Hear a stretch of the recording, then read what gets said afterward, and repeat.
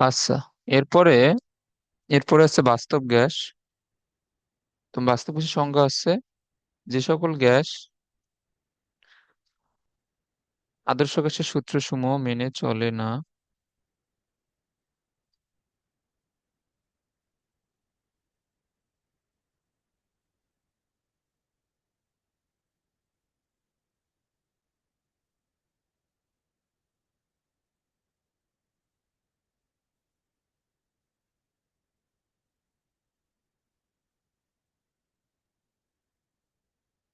আচ্ছা, তাহলে এগুলো আছে আসলে বাস্তব গ্যাস যারা আদর্শ গ্যাসের যে সূত্রসমূহ মেনে চলে না। আমরা রিয়েল লাইফে যতগুলা গ্যাস দেখি সবাই আসলে বাস্তব গ্যাসই। যেমন hydrogen, oxygen, carbon die oxide, তারপর নাইট্রোজেন। এগুলো আমরা রিয়েল লাইফে যতগুলো গ্যাস দেখি সবাই আসলে বাস্তব গ্যাস। তবে বাস্তব গ্যাসের উপর কিছু শর্ত প্রযোজ্য করলে তারা আদর্শ গ্যাসের মতো মোটামুটি আচরণ করে, তবে পুরোপুরি না।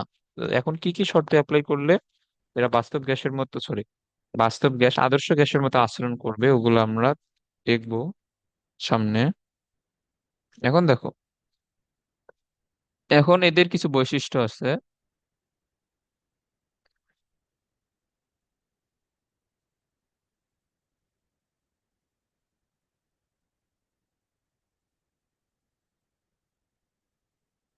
এদের কিছু বৈশিষ্ট্যর মধ্যে, মানে এদের যে সকল বৈশিষ্ট্য আছে তারা আদর্শ গ্যাসের সাথে সরাসরি উল্টো। যেমন আদর্শ গ্যাসের ক্ষেত্রে আমরা একটু আগে পড়লাম যে আদর্শ গ্যাসের অনুসমূহের মধ্যে কোনো ধরনের আকর্ষণ বা বিকর্ষণ বল নাই, কিন্তু এইখানে অনুসমূহের মধ্যে আন্তঃআণবিক আকর্ষণ বল আছে।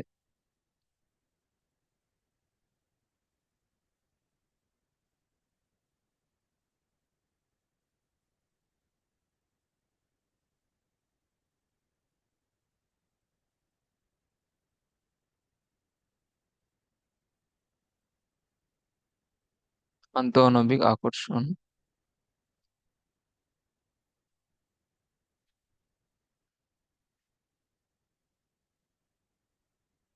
বল আছে। আরেকটা ছিল যে আহ আদর্শ গ্যাসের অনুসুমের নিজস্ব আয়তন পাত্রের আয়তনের তুলনায় অনেক বেশি নগণ্য ছিল। এখানে নগণ্য হবে না, এখানে বাস্তব গ্যাসের অনুসুমের নিজস্ব আয়তন একটা থাকে এবং সেটা পাত্রের আয়তনের তুলনায় নগণ্য হয় না।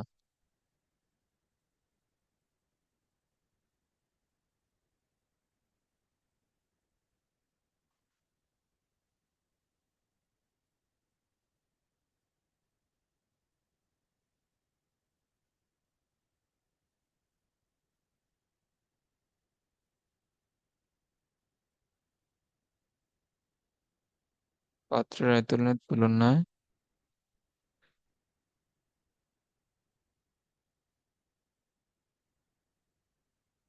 নগণ্য নয়। আর এই যে আরেকটা লিখে দিছিলাম যে বাস্তব গ্যাসের অনুসুমের এটা মধ্যে না, অনুসুমের উপর, বাস্তব গ্যাসের অনুসুমের উপর কোনো ধরনের অভিকর্ষ প্রভাব নেই। আর এইখানে অভিকর্ষ প্রভাব আছে অনুসুমের উপর।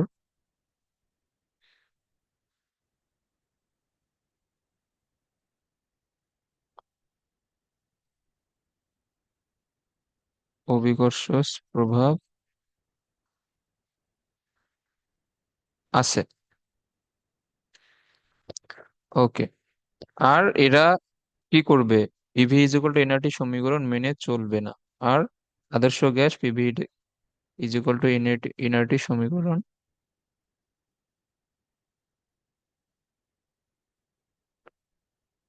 মেনে চলে না। এগুলা এখানে বোঝার কিছু না, এগুলো মুখস্থ রাখবে এবং এগুলা এমসিকিউ এর জন্য কিন্তু অনেক বেশি ইম্পর্টেন্ট। আর এই পেজে এখানে এই যে এটা ডিফারেন্সটা দেওয়া আছে। বাস্তব গ্যাস এই যে নিম্ন চাপে এবং উচ্চ তাপমাত্রায় তারা পিভি ইকুয়াল টু এনআরটি আংশিক ভাবে মেনে চলে, অর্থাৎ নিম্ন চাপ এবং উচ্চ তাপমাত্রায় বাস্তব গ্যাস আদর্শ গ্যাসের মতো আচরণ করে। এখন এটা কিভাবে নিম্নচাপ এবং উচ্চ তাপমাত্রায় গেলে তারা আদর্শ গ্যাসের মতো আচরণ করবে এটা আমরা শিখবো। দেন এটা তুমি আহ এটা এটা তুমি মানে এটা অলমোস্ট মুখস্থ রাখা লাগবে আসলে, বাট এটার একটা থিওরি আছে। আমরা যখন এটা শিখবো তখন দেখবা যে চাপটা অনেক কম হলে এবং তাপমাত্রাটা অনেক বেশি হলে বাস্তব গ্যাস সমূহ প্রায় আদর্শ গ্যাসের মতো আচরণ করে, পুরোপুরি না। এই মানে 100% হবে না, আংশিক ভাবে হবে, এটা আমরা শিখবো পরে। তবে এটা মুখস্থ রাখতে হবে, নিম্নচাপ এবং উচ্চ তাপমাত্রা। এবং এটা কিন্তু পরীক্ষায় খুবই আসে, কারণ তোমাকে অপশনে নিম্নচাপ উচ্চ তাপমাত্রা, নিম্নচাপ নিম্ন তাপমাত্রা, উচ্চ চাপ নিম্ন তাপমাত্রা, এইভাবে অনেক এই যে ঘুরায় পেঁচায় দিবে। এটা মুখস্থ রাখবা। আর এই যে দেখো, আমাদের প্রকৃতিতে যেই সব গ্যাসীয় পদার্থ আছে তারা সবাই বাস্তব গ্যাস, এবং আদর্শ গ্যাসের কোনো অস্তিত্ব নাই আসলে। এরপরে যেগুলো আমরা পড়ছি, আয়তন, তারপরে আন্তঃআণবিক আকর্ষণ আর সংকোচনশীলতা, এই যে গুণাঙ্ক কি, এটা আমরা একটু পর শিখবো। তারপরে অভিকর্ষ যে প্রভাব, এরপরে আরেকটা জিনিস ছিল, ওগুলা আগের ক্লাসে লিখছিলাম মেবি, যে আদর্শ গ্যাসের আহ, এটা তো মেবি এটা বললাম, আদর্শ গ্যাসের অনুসুমে নিজেদের মধ্যে এবং পাত্রের দেয়ালের সাথে যে সংঘর্ষগুলো হয় এগুলো হচ্ছে স্থিতিস্থাপক সংঘর্ষ। আর বাস্তব গ্যাসের ক্ষেত্রে এগুলা স্থিতিস্থাপক সংঘর্ষ হয় না, এবং ফলে সংঘর্ষের ফলে শক্তি হ্রাস ঘটে। তোমার যদি নিউটনের বলবিদ্যা মনে থাকে, তাহলে স্থিতিস্থাপক সংঘর্ষের ক্ষেত্রে কি হয়? সংঘর্ষের আগে এবং পরে ভরবেগ, এবং সংঘর্ষের আগে এবং পরে এই গতিশক্তি সংরক্ষিত থাকে। আর অস্থিতিস্থাপক সংঘর্ষে কি হয়? আগে পরে ভরবেগ সমান থাকে কিন্তু গতিশক্তিটা সমান থাকে না। সো এখানে গতিশক্তি কিছুটা হ্রাস ঘটে বা অন্য রূপে রূপান্তরিত হয়ে যায়। তো এখানে যেহেতু অস্থিতিস্থাপক সংঘর্ষ হয়, সেহেতু এখানে শক্তিটার অবশ্যই একটু পরিমাণে হ্রাস ঘটবে। হুম। এগুলো মুখস্থ রাখবো, এবং এগুলো আচ্ছা। সবগুলোই মনে রাখার ট্রাই করবা। যদি খ নম্বরে আসে তাহলে সর্বোচ্চ 3 3 6টা লিখলেই হয়ে যাবে, অথবা 4 4 8টা লিখলেও হবে, সমস্যা নাই। মানে যদি সময় থাকে, কিন্তু মিনিমাম 3 3 6টা লেখা ট্রাই করবা। আচ্ছা, এই যে এখন গ্যাস সমূহের আদর্শ আচরণ হতে বিশ্রুতি, মানে বাস্তব গ্যাস সমূহ যে আদর্শ আচরণ যে দেখায় না, এইখান থেকে এই বিশ্রুতি। এখন বিশ্রুতি এটা বাংলা শব্দটা কিভাবে আসলে বুঝাবো এটা, মানে এই যে গ্যাস সমূহ, বাস্তব গ্যাস সমূহ যে আদর্শ আচরণ এই যে করে না, এখন এইটা আমরা এখানে পড়বো। এখন এই যে এটা ব্যাখ্যা করার জন্য বিজ্ঞানী অ্যামাগা এক ধরনের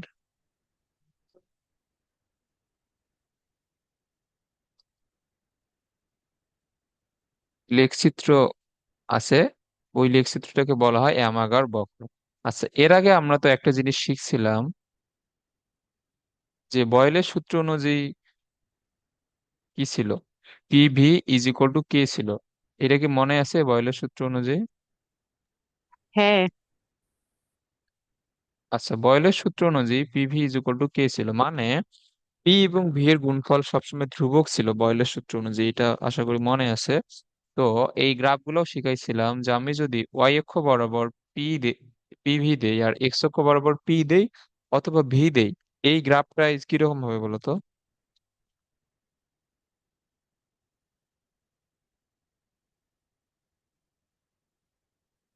এক্স অক্ষের সমান্তরাল। হ্যাঁ, এটা হবে এক্স অক্ষের সমান্তরাল। আচ্ছা, এখন এইটা এইটা এখন হবে আদর্শ গ্যাসের জন্য, মানে আদর্শ গ্যাসের জন্য পিভি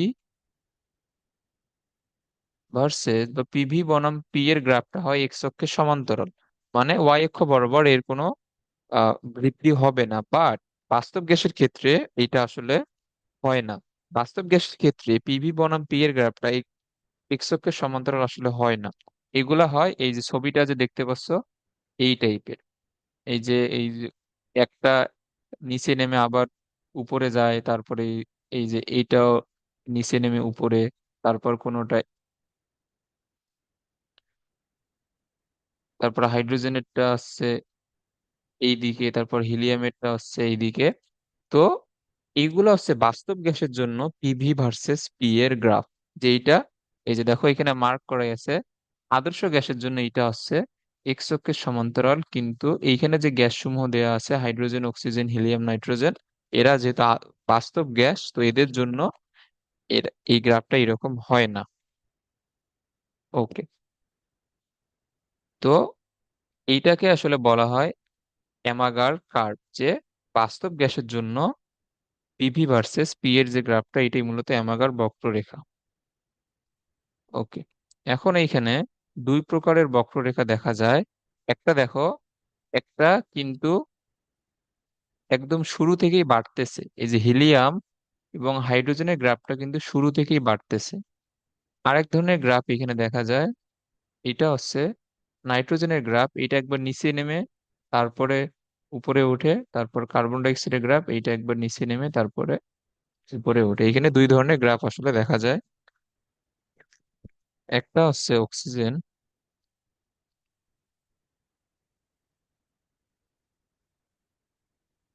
নাইট্রোজেন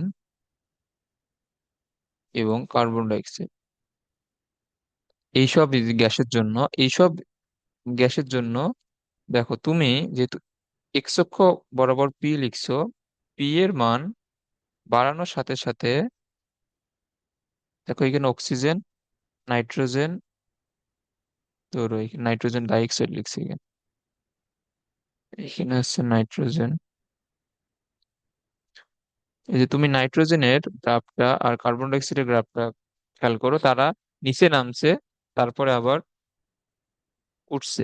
তো এখন এই যে নাইট্রোজেন, অক্সিজেন অথবা কার্বন ডাই অক্সাইডের জন্য এইসব গ্রাফ চাপ যত বৃদ্ধি করবা তারা এই ধীরে ধীরে নিচে নামে। এখন দেখো এই যে এই পয়েন্টের জন্য কি বলতো, এই যে এই পয়েন্টটা বা এই গ্রাফটার জন্য PV is equal to R টি না, এটা যেহেতু আদর্শ গ্যাসের জন্য আমরা এন কে আপাতত ইগনোর করলাম, বা এন এর মান ওয়ান তুমি ধরে রাখো।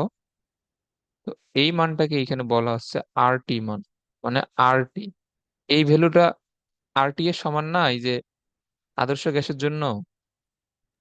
হুম। আর এই দিকে তো পিভি, তাহলে এটা হচ্ছে আর টি। তাহলে এখানে একটা জিনিস খেয়াল করো যে সরি, নাইট্রোজেন এবং কার্বন ডাই অক্সাইডের জন্য যে পিভি এর মানগুলা, এই যে ওয়াই অক্ষ বরাবর হচ্ছে পি এবং ভি এর মান, এইখানে ওয়াই অক্ষ বরাবর হচ্ছে পি এবং ভি এর মান, আর এই যে যে এক্স অক্ষের সমান্তরাল সরলরেখাটা, এইটা হচ্ছে আদর্শ গ্যাসের জন্য, বা আমরা এই এটাকে বলতেছি আর টি। ওকে। তো এখন তুমি এক্স অক্ষ বরাবর যত সামনে যাবা, অর্থাৎ পি এর মান যত বাড়তে থাকবে নাইট্রোজেন এবং কার্বন ডাই অক্সাইডের জন্য, এই যে পিভি এর, এটা কি চেঞ্জ হয়ে গেছে নাকি? হুম। পিভি এর মানটা শুরুতে আর টি এর নিচে নামে, অর্থাৎ আর টি অপেক্ষা হ্রাস পায়। এরপরে চাপের একটা নির্দিষ্ট মানে গিয়ে আমি যদি এগুলো আঁকাই তাহলে আরো বুঝবো ভালোভাবে। এই যে এইখানে এক্স অক্ষের সমান্তরাল যেটা গ্রাফ, এইটা হচ্ছে আদর্শ গ্যাসের জন্য, বা এইটাকে আমরা জানি আদর্শ গ্যাসের জন্য PV is equal to N R T, N is equal to one হলে PV is equal to R T. তো আদর্শ গ্যাসের জন্য এই ভ্যালুটাকে আমরা আর টি যদি নিয়ে নেই, তাহলে এন টু হবে এইরকম, এইটা একটা পয়েন্ট। আর একটা হচ্ছে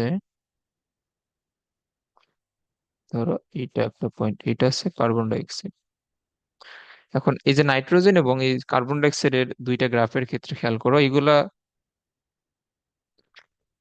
শোনো আগে, তারপর আমি লিখে দিচ্ছি। এইখানে আচ্ছা দাঁড়াও, পিভি, এইখানে আছে পি।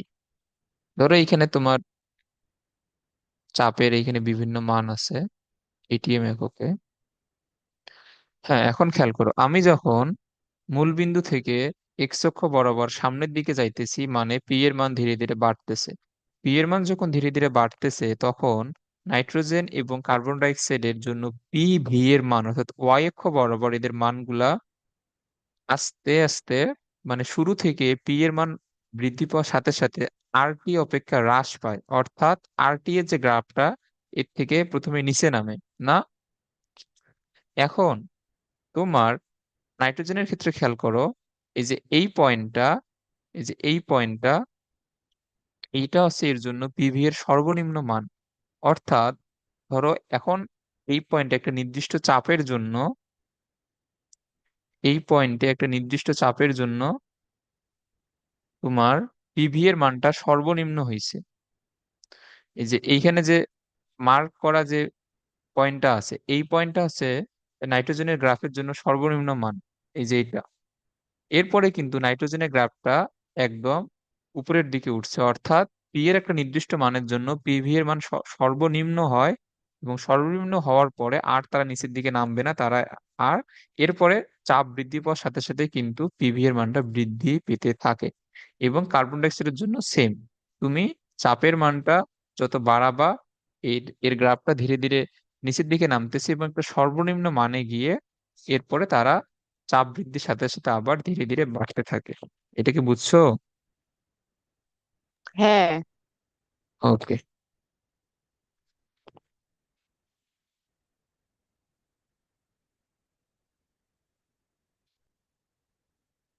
আচ্ছা, এইখানে আসছে,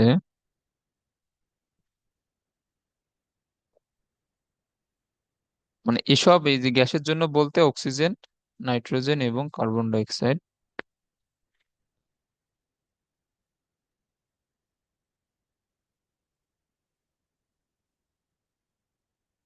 চাপ বাড়ার সাথে সাথে পিভি এর মান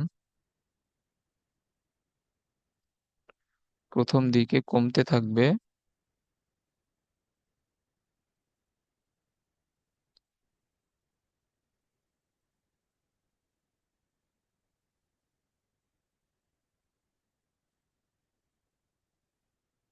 এবং ধ্রুবক আর টি অপেক্ষা হ্রাস পেতে থাকে। এরপরে আহ, কি হয়, পি এর একটি নির্দিষ্ট মানে গিয়ে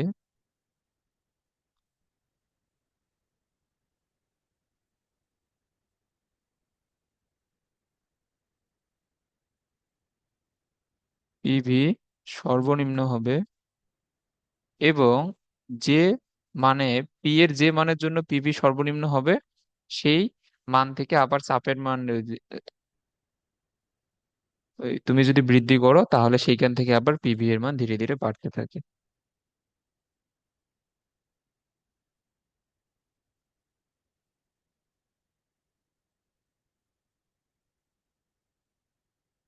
এরপর চাপ বৃদ্ধি করলে কি হবে, পিভি এর মান ক্রমাগত বাড়তে থাকে,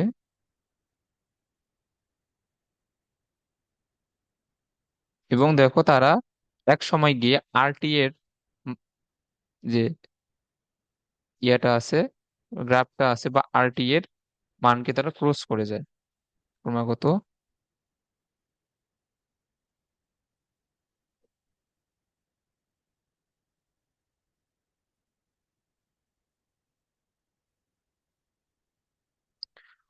বাড়তে থাকে, এবং আরটি অপেক্ষা এক সময় গিয়ে বেশি হয়। এটা ক্লিয়ার?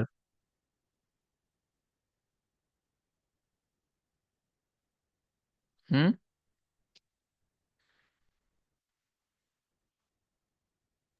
কি বললা? এই জিনিসটা বুঝছো পুরোপুরি? হ্যাঁ, বুঝছি। ওকে। এরপরে 2 নম্বরে আরেক ধরনের গ্যাস দেখা যায়। এটা হচ্ছে হাইড্রোজেন, হিলিয়াম, নিয়ন। এখন দেখো, এদের ক্ষেত্রে গ্রাফের আবার প্রকৃতি হয় একরকম, এইদিকে পিভি, এইদিকে পি, এটা যদি আরটি গ্রাফ হয়, বা এই পর্যন্ত যদি আরটি হয়, যেটা মূলত আদর্শ গ্যাসের জন্য।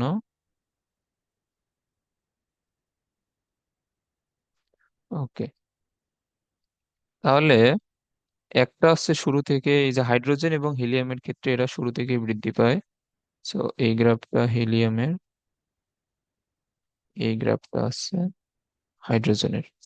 তো এইখানে হাইড্রোজেন এবং হিলিয়ামের ক্ষেত্রে চাপ বৃদ্ধির সাথে সাথে পিভি এর মান বাড়তে থাকবে, অর্থাৎ এইখানে পিভি এর সকল ক্ষেত্রেই আদর্শ গ্যাসের আরটি এর চেয়ে এদের গ্রাফটা, এই যে হাইড্রোজেন এবং হিলিয়ামের জন্য পিভি এর মানটা অলওয়েজ আরটি অপেক্ষা বেশি।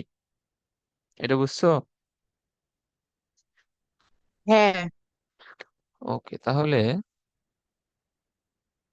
এখানে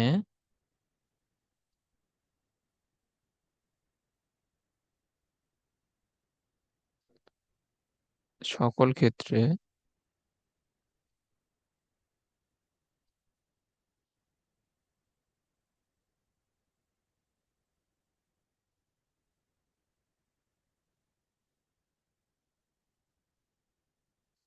এখানে সকল ক্ষেত্রে পিভি এর মান আরটি অপেক্ষা বেশি হয়। আচ্ছা।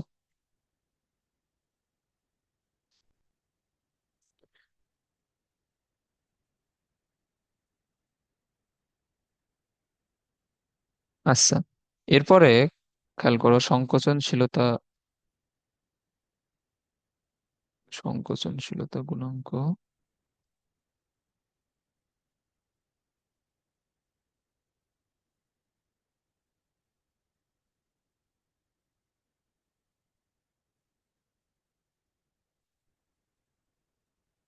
আর আমার কালকে এক্সাম আছে তো, মানে এখন আজকে 9টা 20 পর্যন্ত পড়া, অর্থাৎ 2টা ক্লাস। আর এই সপ্তাহে আমার কালকে এক্সাম দিলে মোটামুটি মানে এই চাপ একটু শেষ। আর কালকে আমরা বাইরে ছিলাম তো, ইন্ডাস্ট্রিয়াল ভিজিটে। তো একদম সকাল আর কি 6টা থেকে একদম আস্তে আস্তে সন্ধ্যা হয়ে গেছে। তো কালকে এক্সাম দিয়ে ফ্রি হইলে দেন আমি এই সপ্তাহে কিন্তু 2-3টা এক্সাম নিয়ে নেব। ফিজিক্সের একটা, ম্যাথ সরলরেখার আবার এক্সাম নিব। আর আর হচ্ছে ফিজিক্সে নিউটন ও বলবিদ্যারও তো এক্সাম মনে হয় বাকি আছে। আবার আরো 2টা চ্যাপ্টার বাকি আছে। আর ম্যাথের সরলরেখা তো নিবই, আর 6.3 শেষ হলে আবার এই কণিকেরও এক্সাম নিব। এগুলা তো অবশ্যই রিভিশন দিয়ে রাখবা সুন্দর মতো। আচ্ছা। ওকে, তো সংকোচনশীলতায় হচ্ছে জেড, এই যে আমরা একটু আগে যে ছকের মধ্যে যেটা ছিল, ছকটা কই, এই যে সংকোচনশীলতা গুণাঙ্ক যে জেড ছিল, এইটাই হচ্ছে সংকোচনশীলতা গুণাঙ্ককে জেড দ্বারা প্রকাশ করা হয়, বা কম্প্রেসিবিলিটি ফ্যাক্টর, ইংলিশটা আমরা জানা লাগবে না এখন।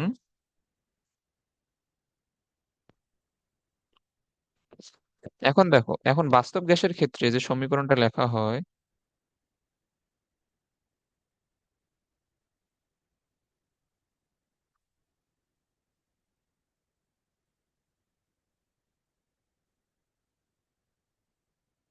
PV is equal to Z R T, বা জেড সমান হচ্ছে পিভি বাই আর টি। এটা হচ্ছে বাস্তব গ্যাসের জন্য।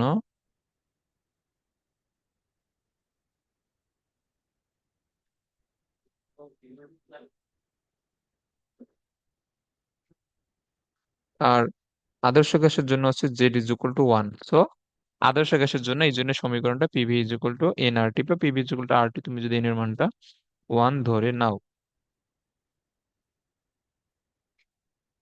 এখন বাস্তব গ্যাসের ক্ষেত্রে জেড এর মান একের থেকে বড় হইতে পারে, একের থেকে ছোট হইতে পারে, এগুলো কিছু ফ্যাক্টরের উপরে ডিপেন্ড করে।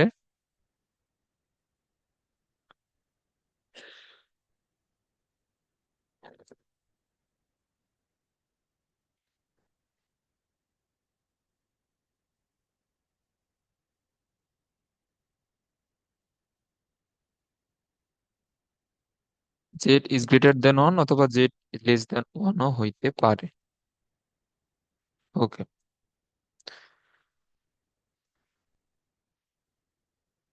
এবং হাইড্রোজেন গ্যাসের জন্য এটা সবসময় মনে রাখবা, এগুলা অলমোস্ট মুখস্থের মতো রাখতে হবে হাইড্রোজেনের জন্য।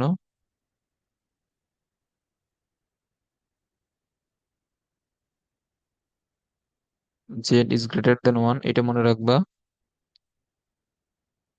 এবং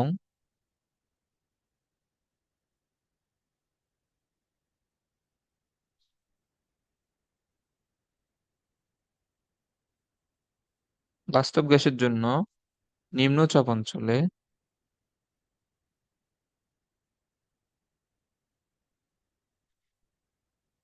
আচ্ছা এখন তুমি এই যে আমরা যে গ্রাফ গুলা যে একটু আগে দেখলাম, এখানে সেম গ্রাফ গুলোই আছে। এখন একটা জিনিস তুমি বলো, এই যে এইখানে, আচ্ছা না এটা, এই জেড এর সূত্রটা একটু খেয়াল করো, পিভি বাই আরটি।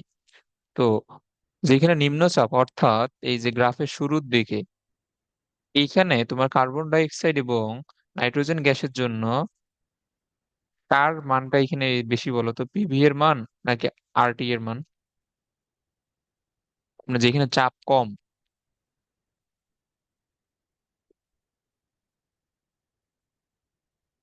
বলো।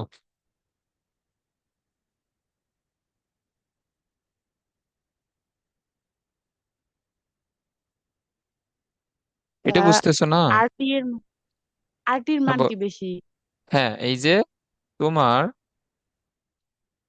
আচ্ছা আমি এই গ্রাফ গুলো আবার একটু একটু দেখাই। এই যে দেখো, এই যে এই গ্রাফ গুলাতে যেই পয়েন্টে চাপ কম ছিল, এই পয়েন্ট গুলাতে আরটি এর মানটা দেখো, আরটি এর মান উপরে, কিন্তু এই যে তোমার বাস্তব গ্যাসের ক্ষেত্রে যে গ্রাফ, তাদের উপরে আরটি এর মান, আরটি এর মানটা বেশি।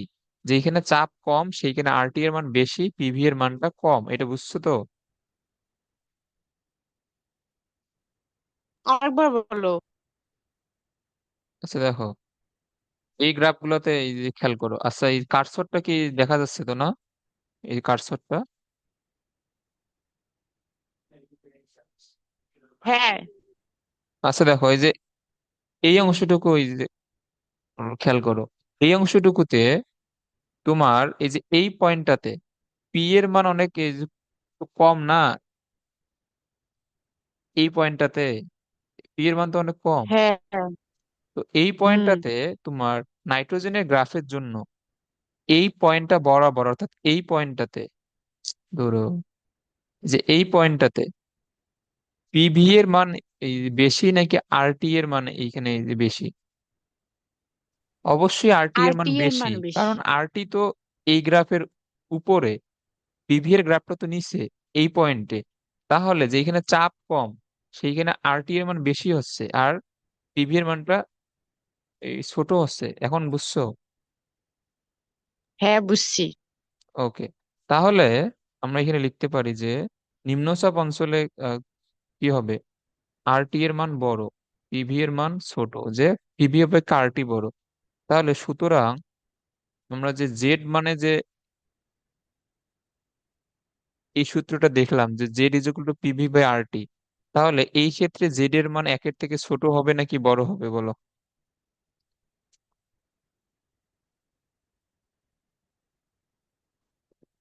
হর, হর অর্থাৎ আরটি বড়, লব পিভি ছোট, তাহলে জেড এর মান এক থেকে বড় হবে নাকি ছোট হবে? ছোট হবে।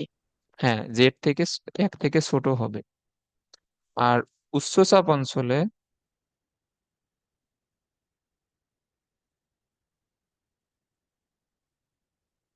দেখো, এখানে খেয়াল করো, এই যে উচ্চচাপ অঞ্চলে মানে এই পয়েন্টটা তুমি যদি এই তুমি যদি বিবেচনা করো, এই যে এই পয়েন্টটা,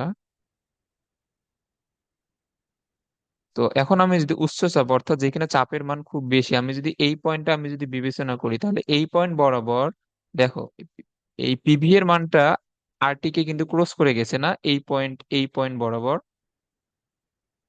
এটা হ্যাঁ। বুঝছো? হ্যাঁ, হুম। তাহলে যেখানে চাপ যেখানে বেশি অর্থাৎ উচ্চ চাপে কার মানটা এখানে বড়, পিভি এর মান বড়, আরটি ছোট, এটা বুঝছো? হ্যাঁ। হ্যাঁ, বুঝছি। ওকে,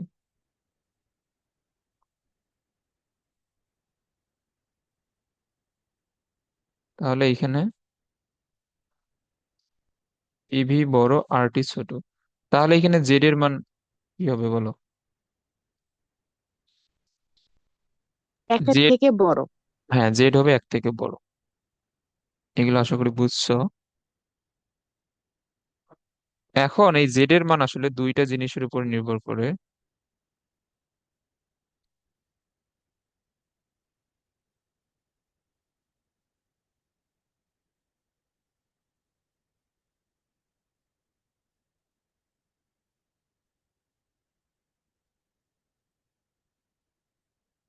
একটা আছে তাপমাত্রা,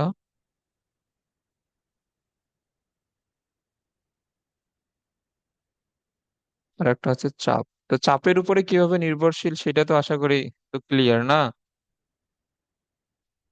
হ্যাঁ, আচ্ছা, আর এই যে এটা হচ্ছে মূলত এ, তোমার চাপের উপরে নির্ভরশীলতার যে গ্রাফ, এটা আমরা অলরেডি তো শিখলাম। আর এটা হচ্ছে তাপমাত্রার জন্য যে গ্রাফটা। এখন একটা জিনিস এই যে খেয়াল করো,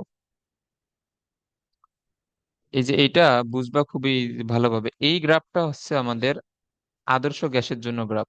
এই যে ফার্স্ট লেখচিত্রতে খেয়াল করো, যে যে এক্স অক্ষের সমান্তরাল সরলরেখাটা, এটা হচ্ছে আমাদের আদর্শ গ্যাসের জন্য গ্রাফ। এখন দেখো, তাপ মানে চাপ যতই কম এই পয়েন্ট গুলাতে বা তোমার এইখানে 200 ATM থেকে হিসাব করা হয়েছে, মানে এইটুক এইটুক রিজিয়নের মধ্যেই তোমার 200 ATM আছে আসলে। তো এখন ধরো যে 1 ATM চাপ অথবা 2 ATM চাপ অথবা 10 ATM চাপ তুমি যদি বিবেচনা করো, মানে অতি ক্ষুদ্র চাপে বাস্তব গ্যাসের যেগুলা গ্রাফ আছে, এগুলা প্রায় আদর্শ গ্যাসের যেটা গ্রাফ আরটি এর কিন্তু খুবই কাছাকাছি অবস্থান করে। এটা বুঝছো? মানে দেখো দেখো হুম, দেখো, তুমি যতই চাপ তুমি বাড়াবা, মানে তুমি এক্স অক্ষ বরাবর যত সামনের দিকে যাবা, পিভি এর গ্রাফ গুলা কিন্তু আরটি থেকে তত বেশি দূরে সরে যাচ্ছে না।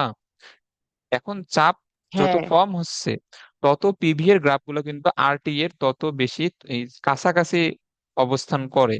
অর্থাৎ অর্থাৎ আদর্শ গ্যাসের তত কাছাকাছি অবস্থান করে। মানে চাপ যখন কম হচ্ছে, অর্থাৎ নিম্ন চাপে বাস্তব গ্যাসগুলা আদর্শ গ্যাসের মতো আচরণ করে। এটাকে বুঝছো? হ্যাঁ, বুঝছি। ওকে। তাহলে এই চাপের ক্ষেত্রে এ জেট কিভাবে নির্ভরশীল এটা তো ক্লিয়ার। আরেকটা জিনিস ক্লিয়ার, যে নিম্ন চাপে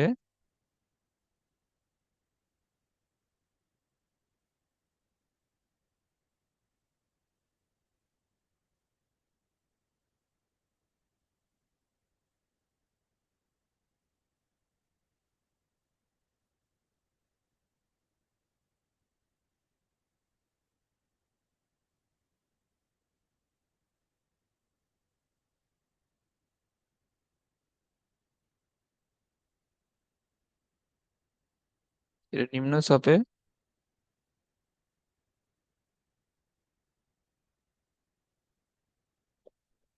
বাস্তব গ্যাস আদর্শ গ্যাসের মতো আচরণ করে। এটা তো গ্রাফ থেকে, এইটার আমাদের ম্যাথমেটিক্যাল প্রুফও আছে। ম্যাথমেটিক্যাল প্রুফ মানে সূত্র থেকে আর কি, ওইটা আমরা নেক্সট দিন শিখবো যখন ভ্যান ডার ওয়াল সমীকরণ শিখবো। আদর্শ গ্যাসের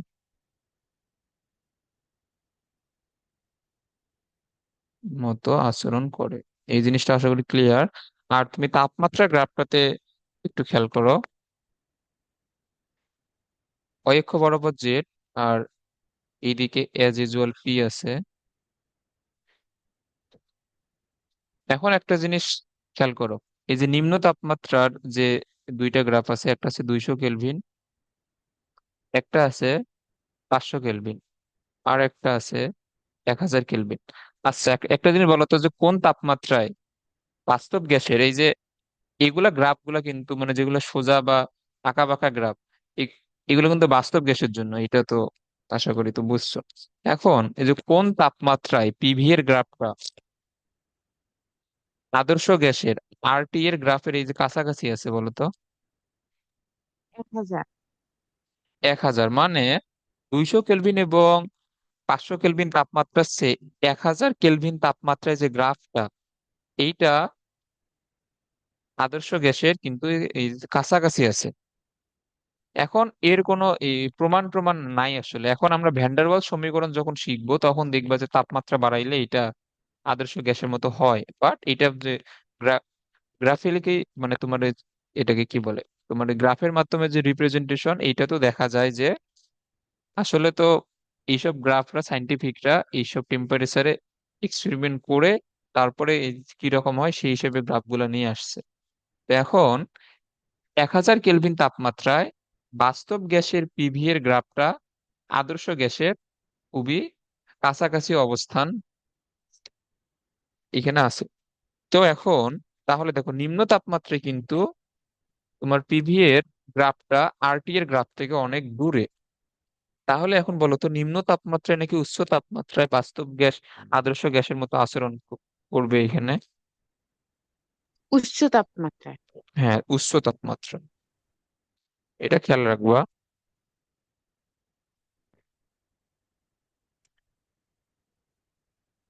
তাহলে এটা এখানে লিখে রাখি।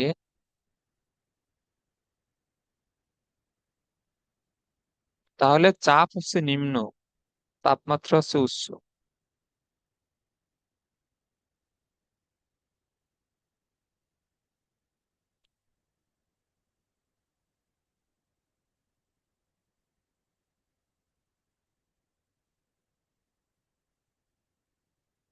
এটা কিন্তু একদম যে 100% হবে তা না, আংশিক হয়, আদর্শ গ্যাসের মতো আচরণ করে। এগুলো আশা করি এগুলো বুঝছো।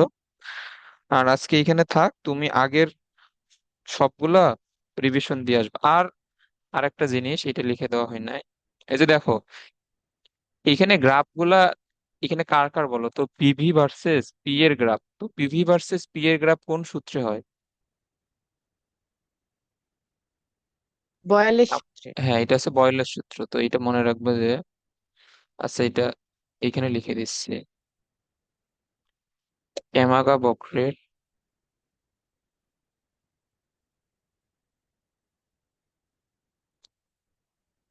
মূল ভিত্তি হচ্ছে বয়লের সূত্র।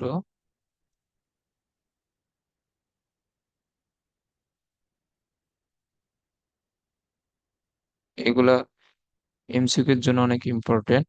মূল ভিত্তি হচ্ছে বয়লের সূত্র। আর হুম, আর এইখানে তেমন কিছু নাই। এরপরে আমরা এর পরের দিন আমরা ভ্যান ডার ওয়ালস সমীকরণ শিখবো, তারপর এই টপিকটা আরো বেশি ক্লিয়ার হবে। তবে গ্রাফ এগুলা কিন্তু এক্সামে আসবে, তুমি টেস্ট পেপার খুলে দেখবা এই যে অ্যামাগার বক্ররেখা থেকে অনেক সৃজনশীল আসছে, তো এগুলা ভালোভাবে শিখে রাখো। আচ্ছা এখানে থাক, আচ্ছা। আমি পিডিএফটা দিয়ে দিচ্ছি।